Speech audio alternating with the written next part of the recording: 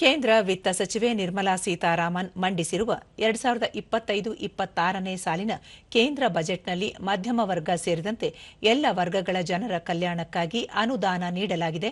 ಇದರಿಂದ ಪ್ರತಿಯೊಬ್ಬ ನಾಗರಿಕರಿಗೂ ಸಹಾಯವಾಗಲಿದೆ ಎಂದು ಬಿಜೆಪಿ ಆರ್ಥಿಕ ಪ್ರಕೋಷ್ಠದ ರಾಜ್ಯ ಸಂಚಾಲಕ ಜಿಎಸ್ ಪ್ರಶಾಂತ್ ತಿಳಿಸಿದ್ದಾರೆ. ಬೆಂಗಳೂರಿನಲ್ಲಿಂದು ಅವರು ಬಜೆಟ್ನಲ್ಲಿ ಕೃಷಿ, ಎಂಎಸ್ಎಂಇ, ಶಿಕ್ಷಣ, ಆರೋಗ್ಯ, ಪ್ರವಾಸೋದ್ಯಮ ಸೇರಿದಂತೆ ಪ್ರತಿಯೊಂದು ಕ್ಷೇತ್ರಕ್ಕೂ ಅನುದಾನ ಮೀಸಲಿಟ್ಟಿದ್ದು, ಈ ಸೌಲಭ್ಯ ಎಲ್ಲ ರಾಜ್ಯಗಳಿಗೂ ದೊರೆಯಲಿದೆ. ಕೃಷಿ ವಲಯಕ್ಕೆ 1,37,757 ಕೋಟಿ ರೂಪಾಯಿ ಅನುದಾನ ಒದಗಿಸಲಾಗಿದೆ. ಕರ್ನಾಟಕವೂ ಸೇರಿದಂತೆ ದೇಶದ 70,000 ರೈತರಿಗೆ ಕಿಸಾನ್ ಕಾರ್ಡ್ನಿಂದ ಪ್ರಯೋಜನ ಸಿಗಲಿದೆ. ಸಾಲದ ಮಿತಿ ಪ್ರಮಾಣವನ್ನು 3 ಲಕ್ಷ ರೂಪಾಯಿಯಿಂದ 5 ಲಕ್ಷಕ್ಕೆ ಏರಿಕೆ ಮಾಡಲಾಗಿದೆ ಎಂದು ಅವರು ತಿಳಿಸಿದರು. ಸ್ಪೆಷಲ್ ಆಗಿ customise credit cards for MSME for 5 lakh limit.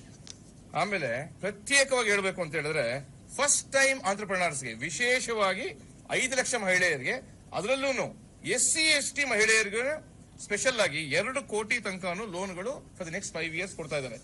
But ನಾನ್ ಹೇಳಲಿಕ್ಕೆ ಇಷ್ಟಪಡ್ತೀನಿ, ರಾಜ್ಯ ವಕ್ತಾರ ಮೋಹನ್ ವಿಶ್ವ ವೈಯಕ್ತಿಕ ಆದಾಯ ತೆರಿಗೆ ಮಿತಿ 7 ಲಕ್ಷದಿಂದ 12 ಲಕ್ಷ ರೂಪಾಯಿಗೆ ಏರಿಕೆ ಮಾಡಿದ್ದು, ಇದರಿಂದ ಮಧ್ಯಮ ವರ್ಗದವರಿಗೆ ಹೆಚ್ಚಿನ ಅನುಕೂಲವಾಗಲಿದೆ. ಆದರೆ ಕಾಂಗ್ರೆಸ್ ಪಕ್ಷ ಈ ಬಗ್ಗೆ ಇಲ್ಲಸಲ್ಲದ ಟೀಕೆ ಮಾಡುತ್ತಿದೆ ಎಂದು ಆರೋಪಿಸಿದರು. ಭಾಷೆ ಹೇಳಬೇಕು ಅಂದ್ರೆ ಕಾಕಾ ಪಾಟೀಲ್ 12 ಲಕ್ಷ ಇದ್ರೂ ಟ್ಯಾಕ್ಸ್ ಕಟ್ಟಂಗಿಲ್ಲ, ಮಾದೇವಪ್ಪ 12 ಲಕ್ಷ ಇದ್ರೂ ಟ್ಯಾಕ್ಸ್ ಕಟ್ಟಂಗಿಲ್ಲ. Very clear.